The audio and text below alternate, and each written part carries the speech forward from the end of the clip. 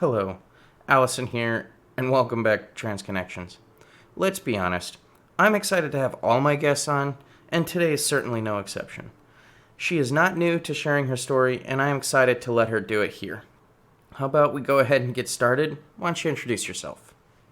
Well, hello. Um, my name is Charlotte Danielle. I am a 40-year-old trans woman living on Vancouver Island in Canada. Um, I started my social and legal transition last year in June after I came out 3 days after my 39th birthday in May. And I've been on HRT since September. I'm a mother of two. I have a 17-year-old boy and a 10-year-old non-binary youngling.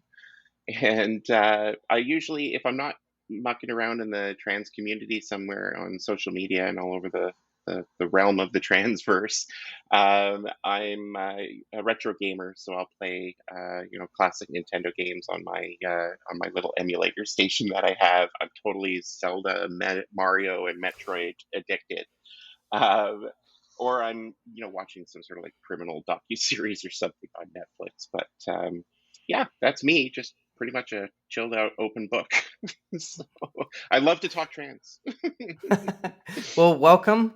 I'm excited to have you on. I know that you've shared your story to me previously, Mhm. but I'd love for you to share your story to our guests. Is there anything specifically that you wanted to share with them or talk about? Well, I guess with my story, it's never a short one. So I like to start off with just mentioning that, like many, I was 5 years old when I had my first quote unquote trans experience. Um, I'm a product of the 80s and 90s, and so in the mid 80s, there was a TV show called Rainbow Bright, and the concept of it was the main character was bringing color back to the land that she lived in, and she had all her friends and whatever. It had been the color had been stolen by some evil enemy or whatever, and so I used to get up and I'd dance around and have a good old fun time with that. But this particular time that I'm talking about, I made this makeshift dress out of this long shirt that I had, and I had this rainbow belt that I wore around it, and I was fighting evil with the main character there. And my mom came out and saw me, and um, she made this point of, "Well, you're doing such a great job, supportive mom. You're doing such a great job, but you do realize that boys wear pants and girls wear dresses, and you're a boy, so you're not exactly going to be wearing dresses. Just you should know that." And it devastated me at that time. I was very, very sad. And it went on. My father came home that night. My mom had told him, and he felt it necessary to sit me down and tell me that the same sort of thing. Well, boys do this, and I got the whole rant. I got the whole story of, this is what men do, and this is what women do, and men look after this, and they have solid jobs and all that sort of stuff. And anyway, that whole experience, I attribute to, and it's not their fault, but I attribute it to putting me into a repression. So I didn't, after that, I didn't acknowledge anything to do with my gender beyond being quote unquote male. And so all the way through my youth, all the way through, there were moments that I had this, oh, this, I wish I had looked like her, or I wish I had been born a girl. But those are just thoughts, right? So you just put them away. I added them to the repression pile. And I really didn't think of it much again until um, my own home life started to fall apart, because I myself also was unable to continue this role of masculinity of being a male. I had worn so many masks over the years to try and give myself strength, and it was exhausting to keep them going. Like trying to pretend I was this type of male or pretend I was that type of male, and try and go to. I worked in. I was a heavy electrician, working in an electrical shop, and surrounded by men daily, and so it just felt like I had to be what they were. And when I couldn't do it anymore, um, I started collapsing, and I wasn't able to do my job very well. I wasn't looking after my house or my family very well. I was very, very negative and depressed and angry person. And um, COVID hit. So last year when COVID hit, it was March, and I had just gone off work for a depressive bout, um, incredible depressive bout, and then we ended up isolated at home. And at some point, from what had gone on with my family at that point, my wife was disappointed in how things were going with us, and so she was exploring things in her life and finding where she was feeling that she belonged. And I ended up sharing with her at some point that uh, I had known I was pansexual, and so it was my sexual identity that kind of helped me crack into LGBTQ as a topic we could discuss in the household or whatever. When I told her this, I'm pansexual, to basically try and make things seem a little smoother. Like she was curious at looking at different, um, where her uh, romantic connections would lie and things like that. And so it seemed like it would be easier at the time to smooth things over by telling her. So I told her. And the funny thing there is that that started changing some metrics because I accepted it finally by telling my family.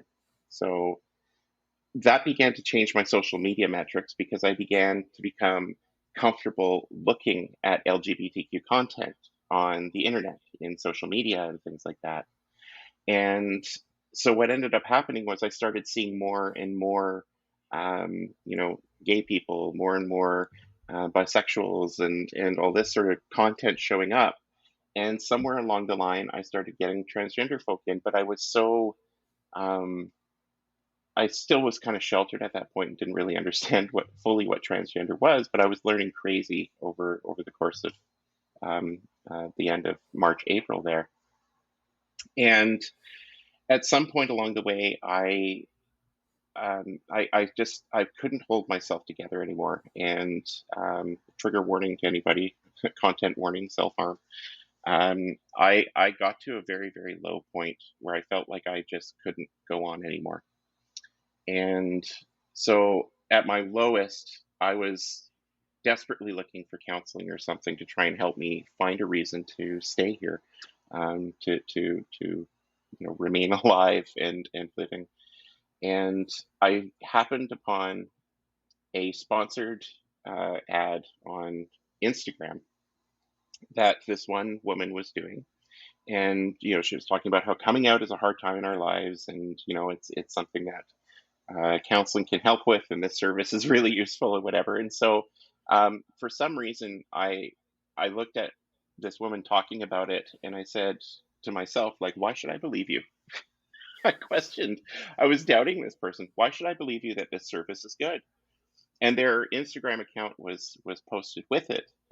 So I said, well, let's find out who you are.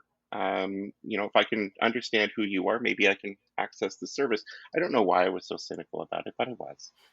And so I tapped into their Instagram, and I was immediately, greeted on their first post with this beautiful woman, just commenting that they're a 30 something mother and living life and all this sort of stuff. And i felt compelled to keep scrolling through their Instagram feed, and I stumbled across somebody who looked very similar to them, but didn't seem to, like, could have been a close relation, maybe brother or something like that, a masculine individual.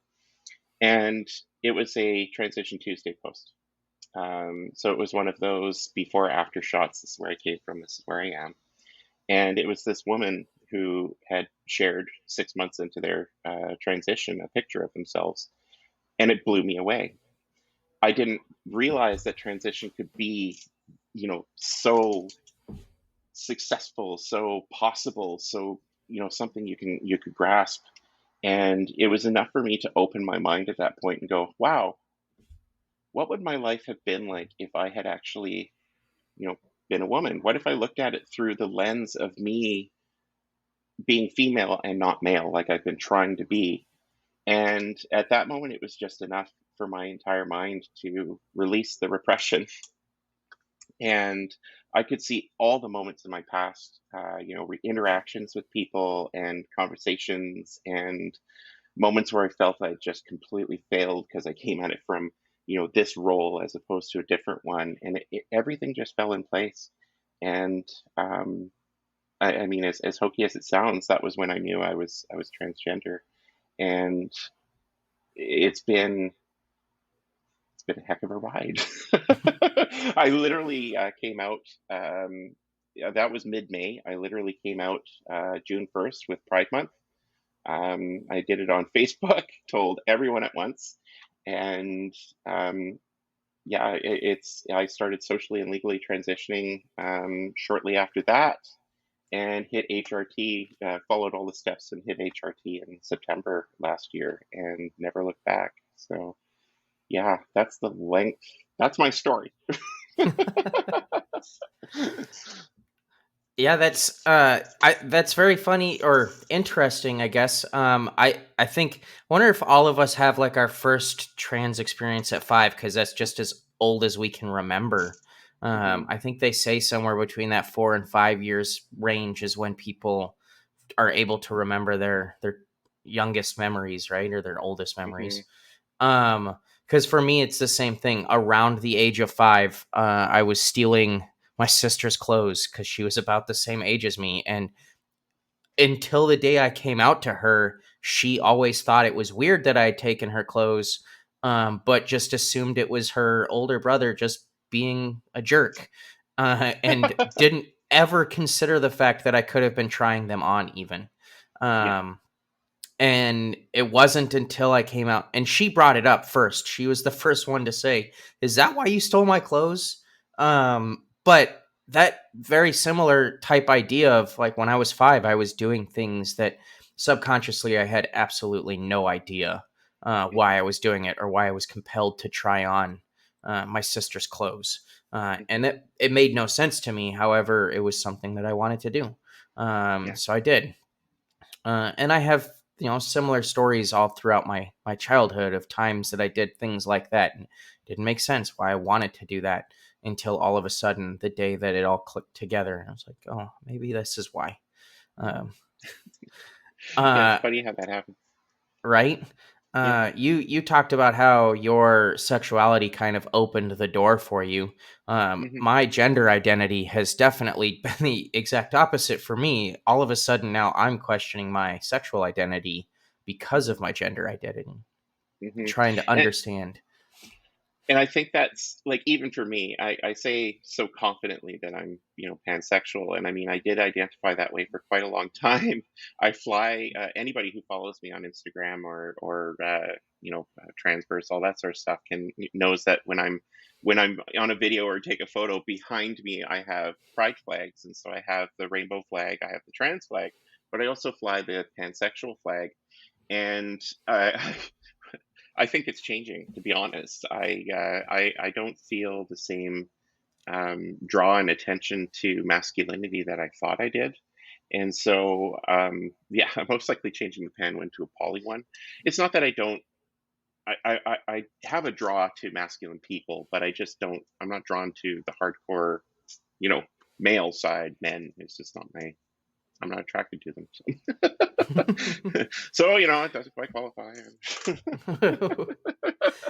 I sexual identity, I feel like there's just so many different not options, but just ways people love and fall in love and are attracted to and all of that that it just is so confusing all the time.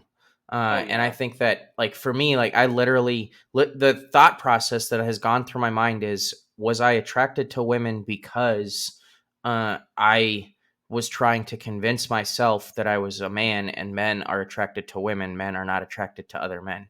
Hmm. And I had that thought process. I told you this earlier, like literally about just about everything I did before I started coming out was, I'm doing this because it's the masculine thing to do. It's the thing to convince myself subconsciously that I am a man.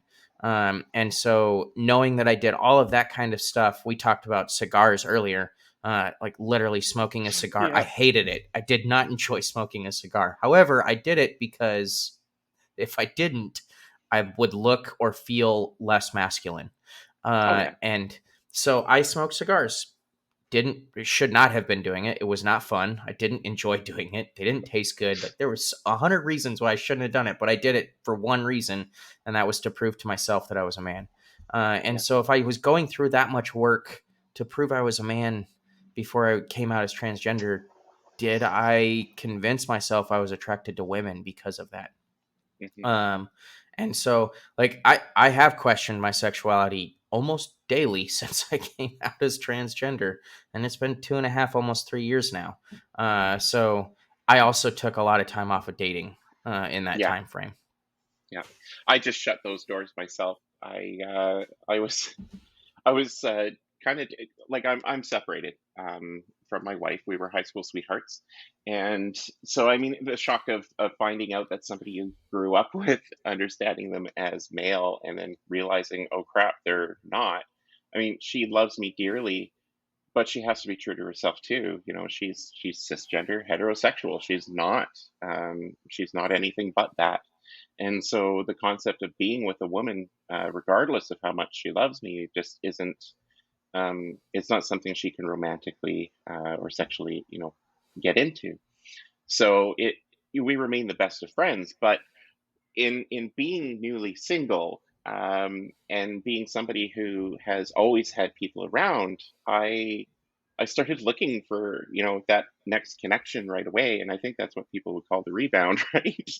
But I definitely I was on all the dating apps. I was keeping an eye out on who's in the city and all that sort of stuff. I was taking the messages, and I just sort of looked at it lately and said, I don't fully recognize who Charlotte is 110% yet. Like I really only, quote unquote, met myself back in May last year.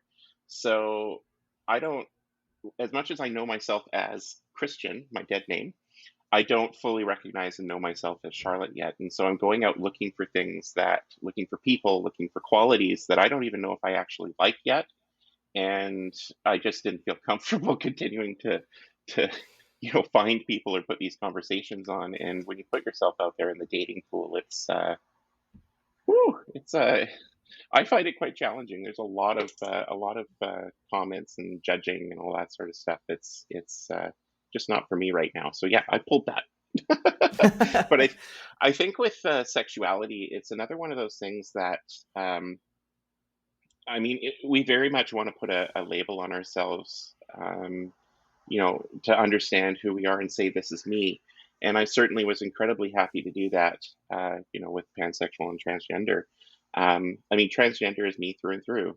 Pansexual, you know what? I thought it was, and I think sexuality is fluid as well. I think there are points in our life where, yeah, this person will totally attract you, whereas somebody else with very similar qualities won't necessarily attract you.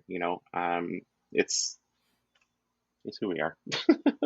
Yeah, I would totally agree with that. And I think that it's very much fluid.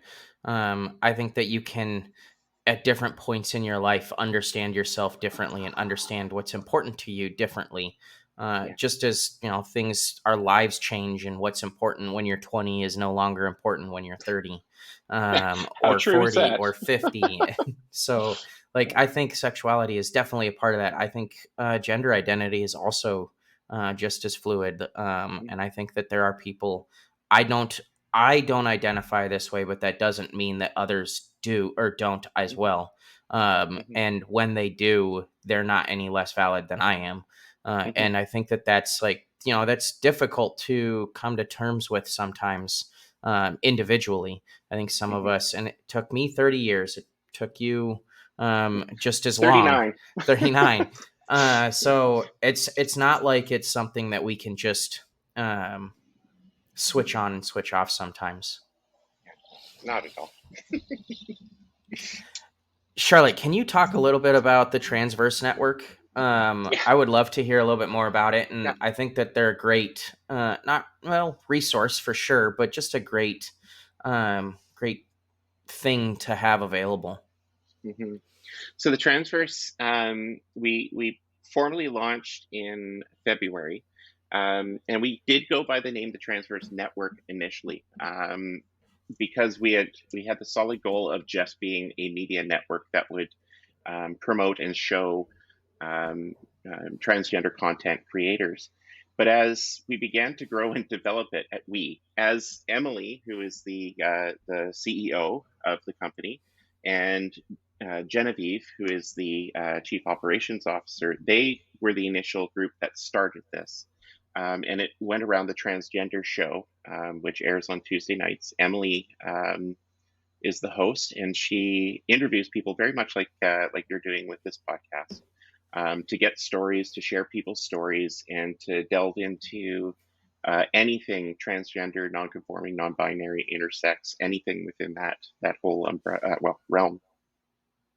And as they began to develop that, I was up here beginning to look at what I was going to do. I had lost my job, I was laid off, and I needed to figure something out. And my passion was continually coming back to community. I've always had a passion for community in general, but now identifying transgender, I, for the first time, truly felt that I belonged 100% in a specific community and understood what people were going through, what people needed in many ways, or wanted anyway.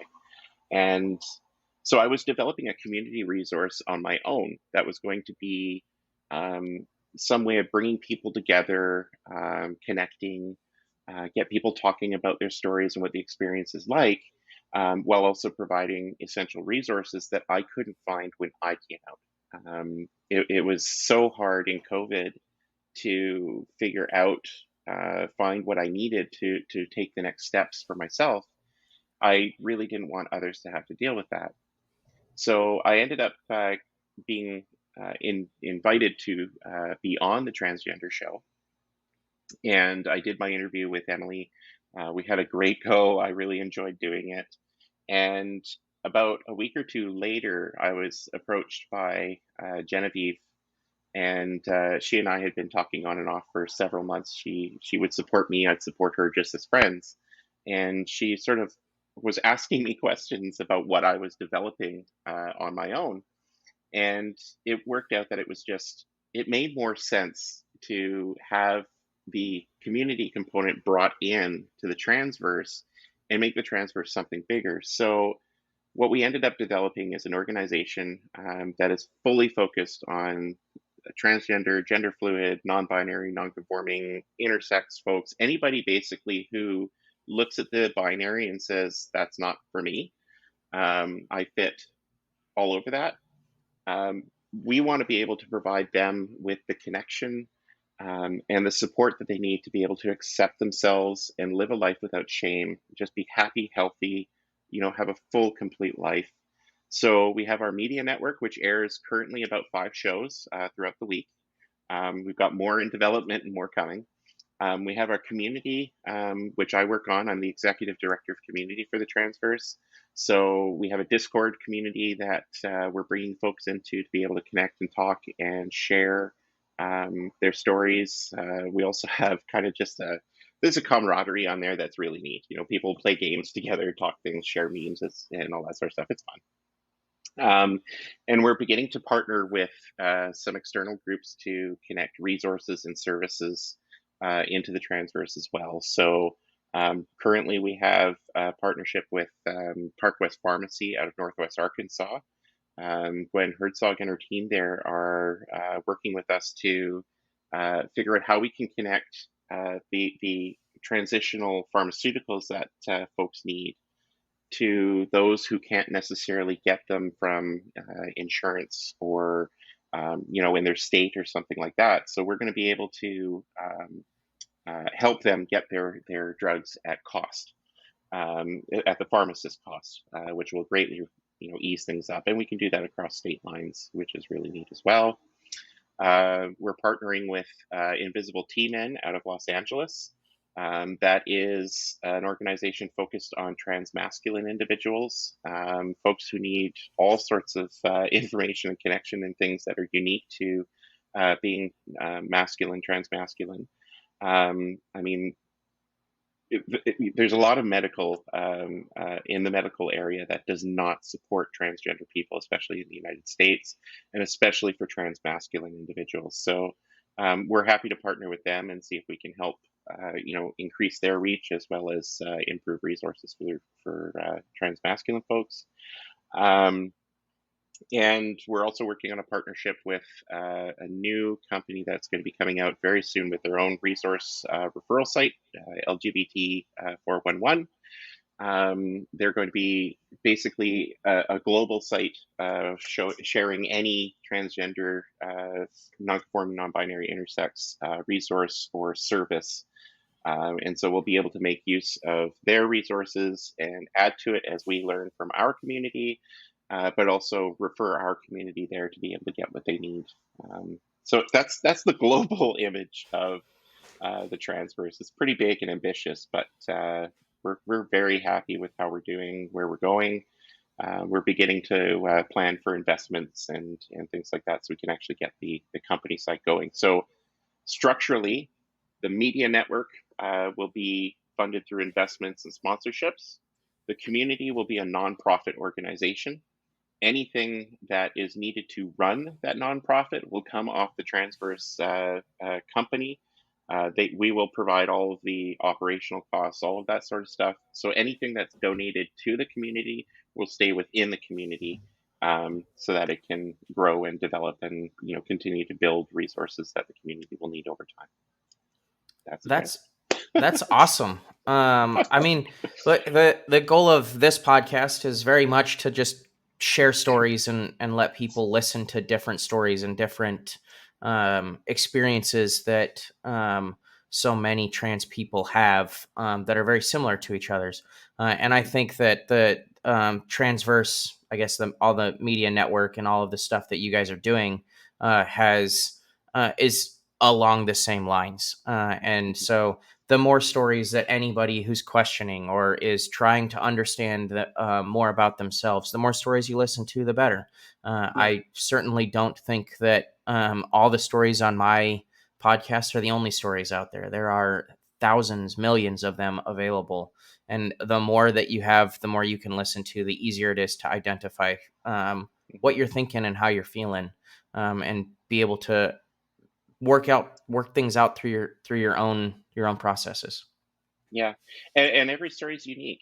I mean, we know that, right? So getting the same story out in as many places as possible is just as important too, right? So I mean, there anybody who's listening to this and thinks, "Oh, I wanted to do that. Oh, darn, somebody else's, do it." Um, Yeah. do your own podcast, do your own show. Come to us. We'll try and help you out as best we can. I should actually, that's another thing. I should run through what shows we actually have on the network. Yeah, Give a absolutely. bit of, so Monday nights, they're off right now, but we'll be back in September, is Queerty Kitchen with Instagrams at Billy by Design. And so Billy hosts um, a show where her and a guest from the trans community will cook dishes in their own kitchens and talk. We call it a cooking show, but it generally is more of a chat show that happens to have cooking going on the side.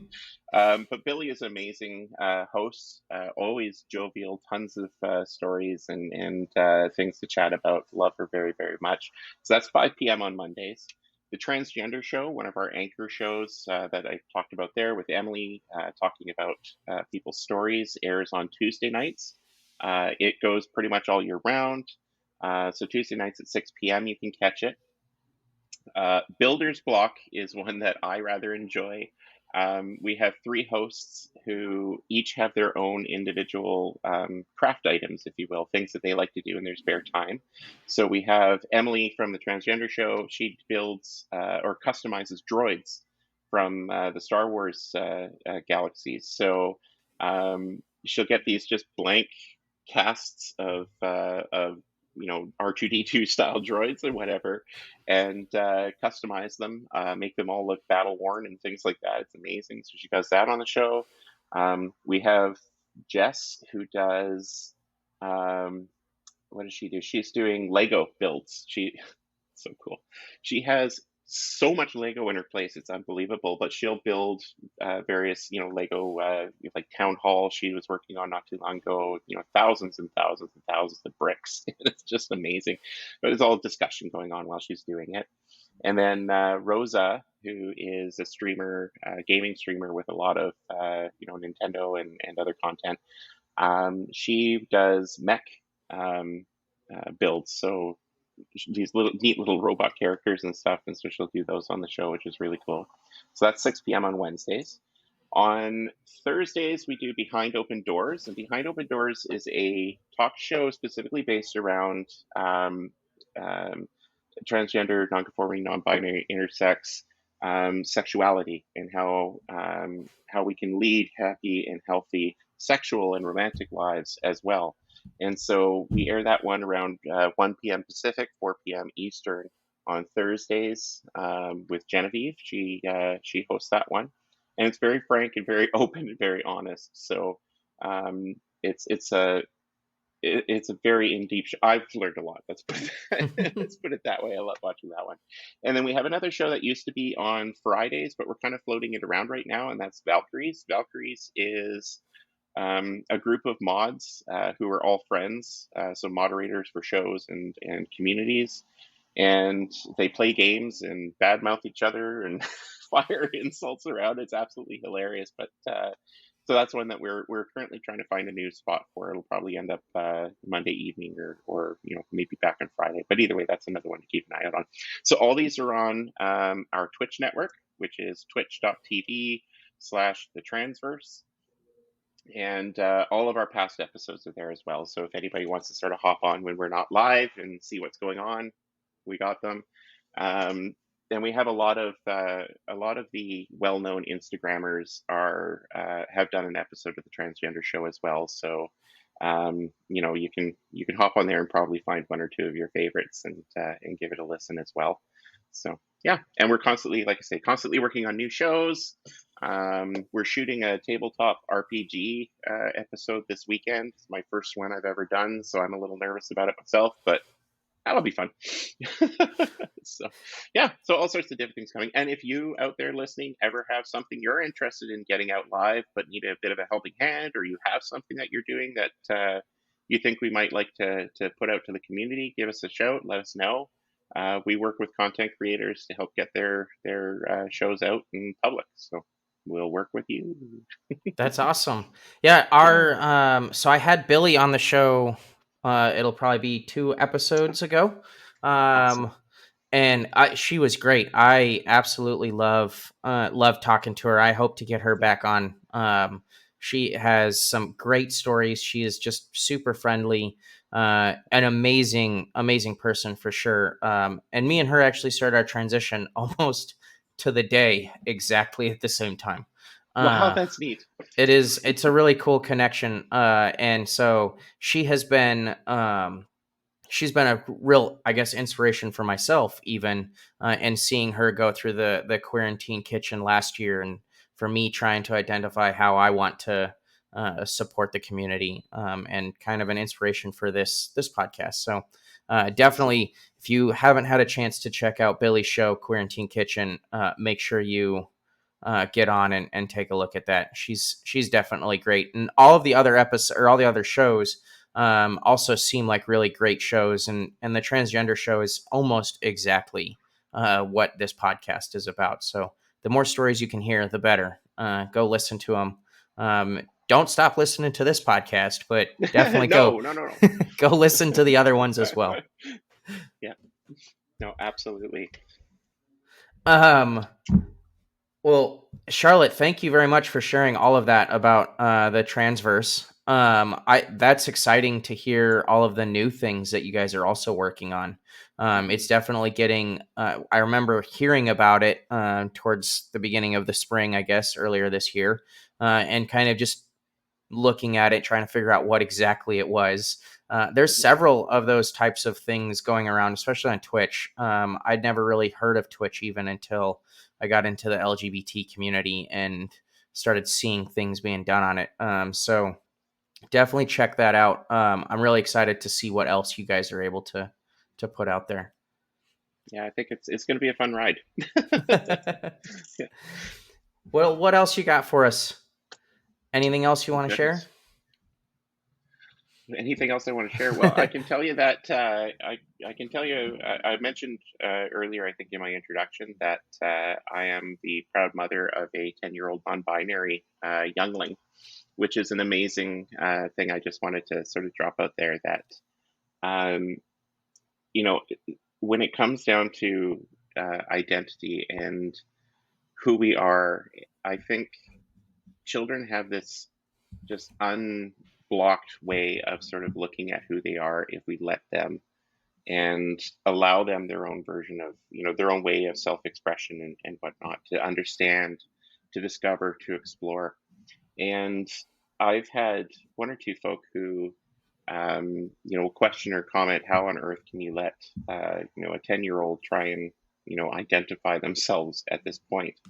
And I just kind of wanted to I guess take the advantage of the podcast to put out there and say, let your kids explore. Don't be afraid to let them use different pronouns. Don't be afraid to let them try different clothing and different games and things. The whole societal construct of gender is something that um, it's built. We came up with it. We came up with the concept of A and B, male, female, and whatnot. And so as kids are beginning to grow up and figure out who they are, giving them that latitude to be able to play means that they're going to have a much healthier and more open and accepting lifestyle than almost any of us have, before the younger generations now. And so, I mean, if you're there and you're a parent and your child comes up to you and says, I would prefer to use they them and a different name, let them, help them, encourage them, support them, tell them you love them, and and let them. That's the biggest piece. Um, my my youngest has come out of their shell just tenfold since their mom and I, looked at them and said, "We love you and we support you. So whatever you want to do, as long as you're not hurting other people, we don't care. Be yourself, and that's what matters." And to see where this child was very beaten down in, a COVID world, but has turned around and become so amazingly full of life. I wish that for anybody out there who has kids, just to love and support them on any quest, including their own gender identity.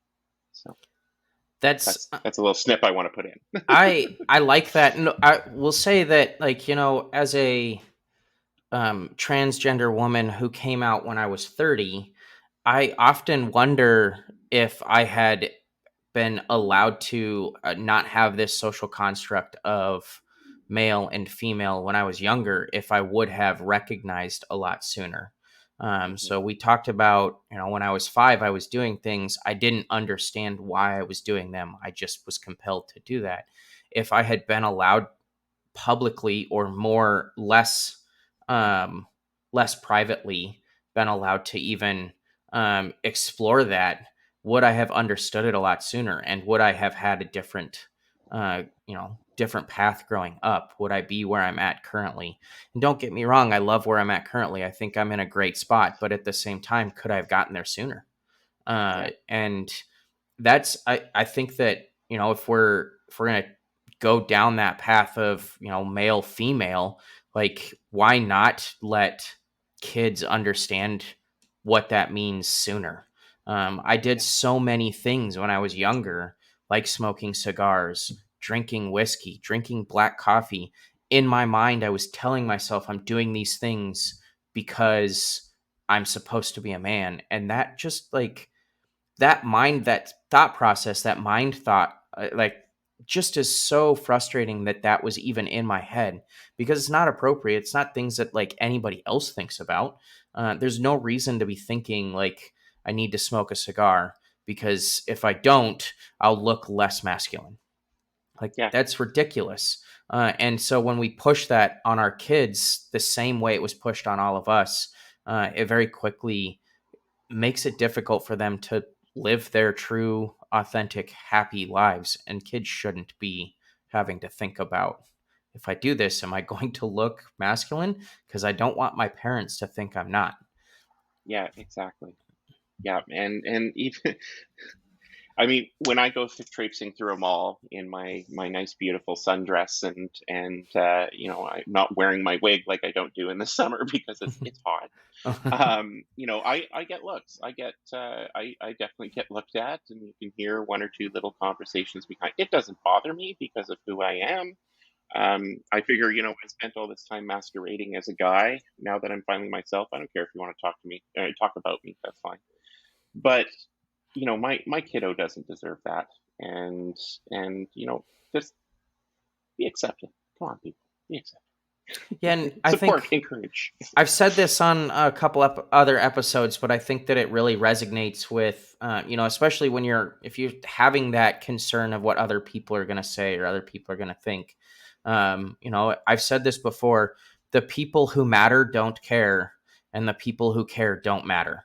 And so, if you're out at the mall and some random stranger decides to say something, that's the end of it. They're not going to say anything again. They've said it. You're never going to see them again, so they won't be saying it again. Doesn't matter that they've said. If they choose to care about it, they don't matter to you. And if they don't care, then they matter a lot to you. Yeah. And the truth is too, I mean, now that I've gone and said that and made it sound like everybody's looking and staring, the truth behind it all is they don't. We're talking one or two people amongst hundreds. And I remember the first time I decided to go, actually wasn't decided. I was going on a date with my wife, as myself finally, and she had convinced me that I should really just go for it, pull the band-aid off right off the bat, go out dressed in full presentation, and just enjoy the night. I was so scared and nervous of that.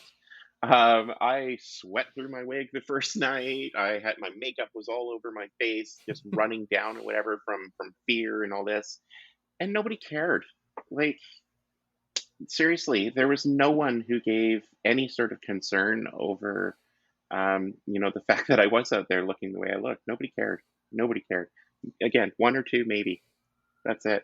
Just be yourself. The whole fear of going out in the world. Yeah, okay, I get it. It's a fear. Absolutely, I had it too. But in all honesty, they're not they're not judging you. Not the way you think they are. It's your head playing games with you. Yeah, and I had a very similar experience. I had a friend who was like, "Hey, we're going to get our nails done, and you don't have a choice. You're coming with me, and I've got an appointment for 2, so you're going to get your nails done as well." And it was a pedicure. It was not a manicure, so like I still wasn't out at work, so I couldn't get my hand painted, but I could get my Yeah. toenails painted, and it was fun. But she literally told me like, "Hey, I think you should come dressed out and be yourself. There's no reason not to. But come however you're comfortable. Don't, Hmm. she didn't force me to do it, but she also was very much like, you need to do this. Hmm. And the whole time, every single person that walked into the nail salon, I was like, are they going to say something? What are they going to do? Yeah. And absolutely nobody said anything. And my friend referred to me as she and her the entire time. And all of the people that were in the nail salon also did. Like there was not a single person that tried to make any comments or do anything.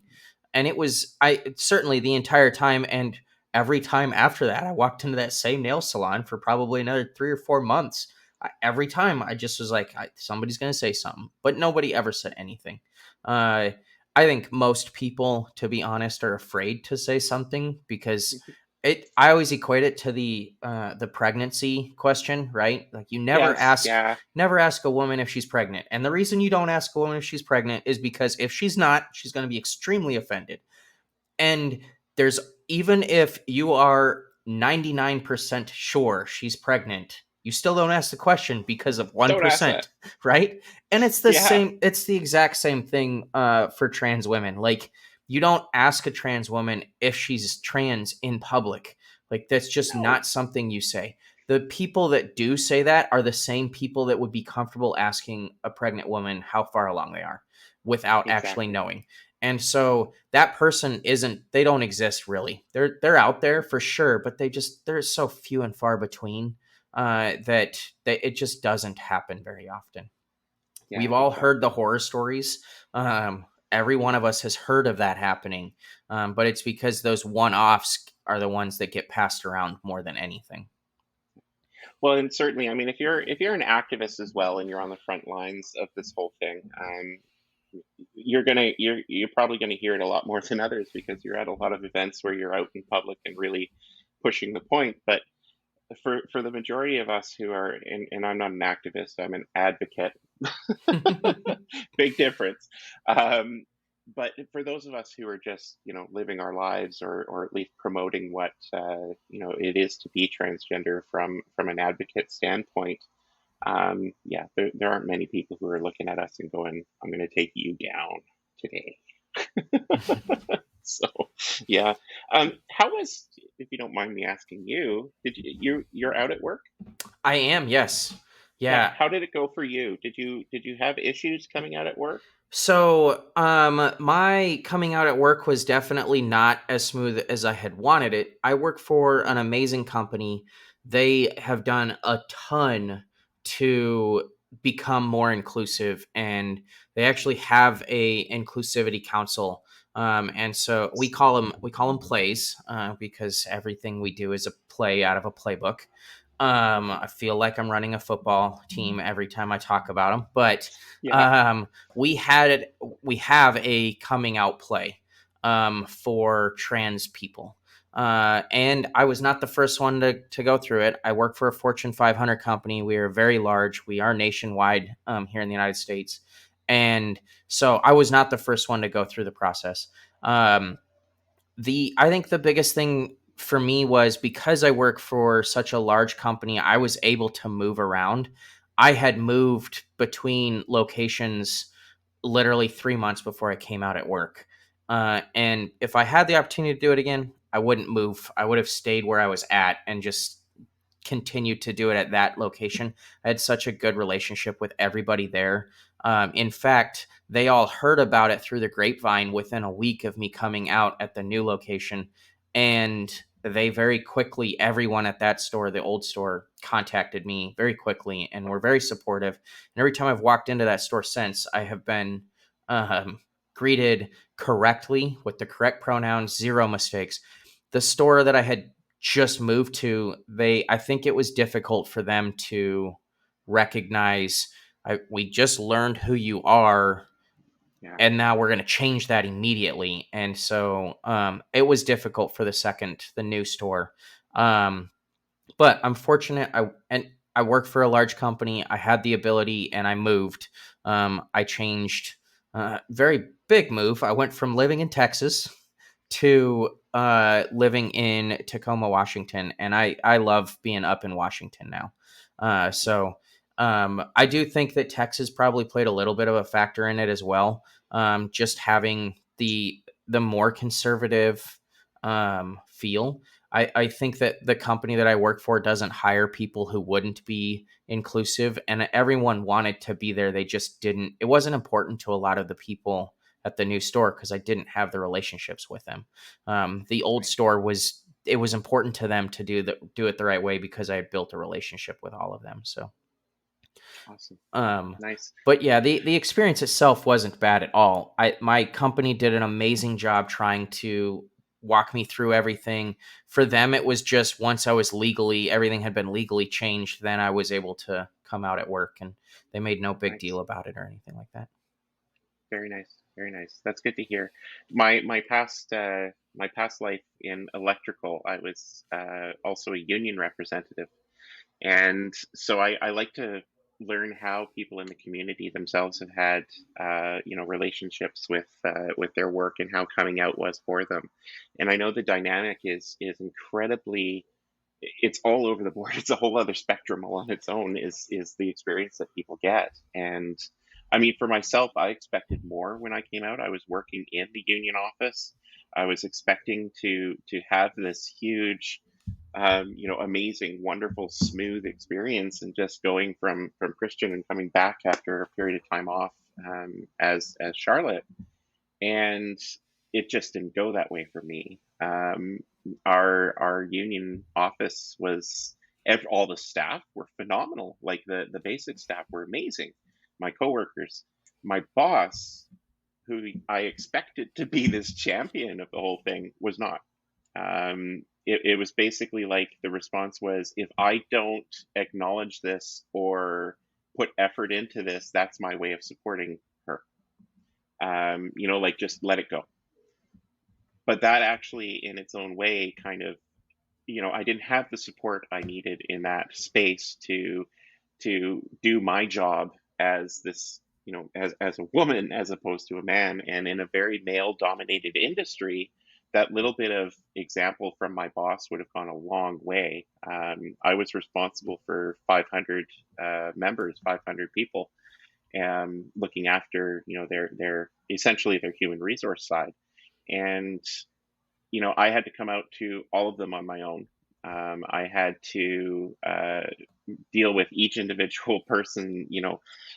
When I met them for something, I had to come out to the bosses. I had to come out to, all of this sort of stuff. So I was constantly, constantly, constantly coming out on almost a daily basis, 3 or 4 times, when it could have been a lot easier with some support from, the higher ups. So like I say, I take an interest in how people deal with work and that, and it's one of those things that I think for a pet project of my own with the Transverse, I would love to be able to offer some form of, inclusivity help or coming out help to these organizations that just they don't know what they're doing to support trans people. So I will say that like my company did a great job of trying to roll it out. They did a great job of communicating it to associates and talking about the importance of pronouns, and they did a really good job with doing that. There were some opportunities for sure. It was not perfect. yeah, I don't know that any company that I have heard of knows how to do it perfectly. And I think that the big reason for that is everybody's is unique. Everybody's experience is going to be unique, and what one person needs, what I needed when I came out at work, is going to be different than what another associate working for the same company is going to need.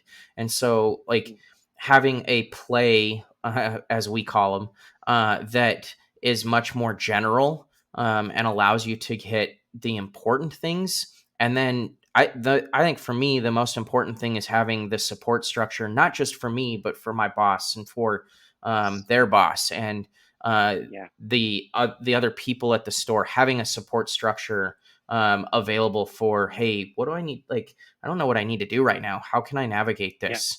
And exactly, having that available is more important than, a one size fits all cookie cutter approach. Um, absolutely, and so again, I work for an amazing company. I love working for them. I'm actually getting ready to celebrate 10 years with that oh, company. congrats, And awesome, so for me, it was awesome because, again, over the last year, they've really improved and made inclusivity and diversity a huge point.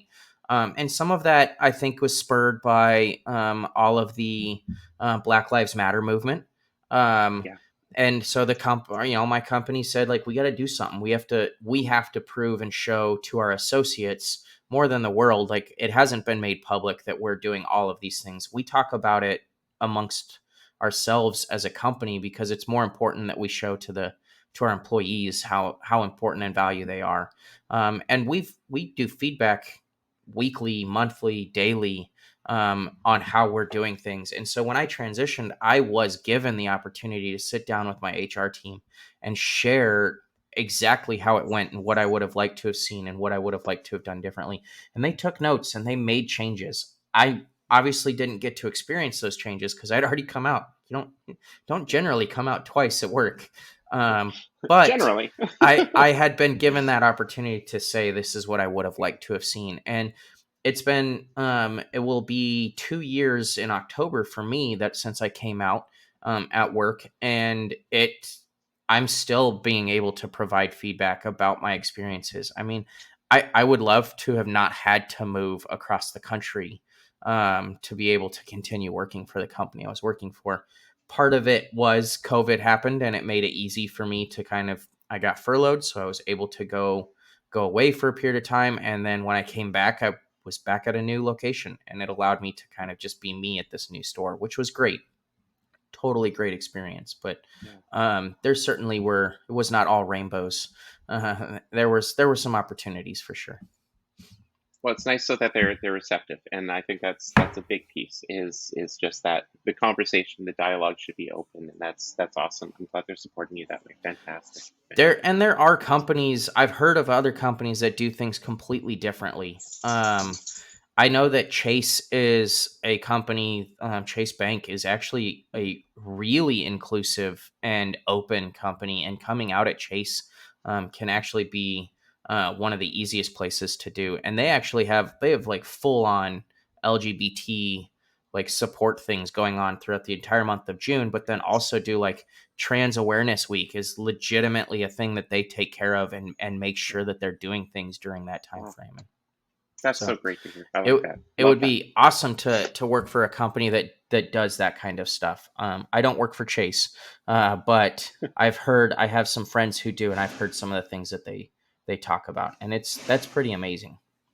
Nice. That's great. Yeah, fantastic. Good. Well, thank you. Yeah, absolutely. Getting interviewed myself today.